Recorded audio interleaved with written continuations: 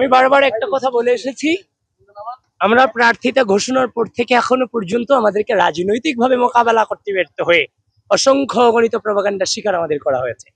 আমরা শুধু সামনে এখন কেউ যদি নোংরামি করে তার সাথে তো নোংরামি করে সেটাকে প্রতিবাদ জানানো যায় না। আমরা সত্য সুন্দর দিয়ে প্রতিবাদ জানাতে চাই।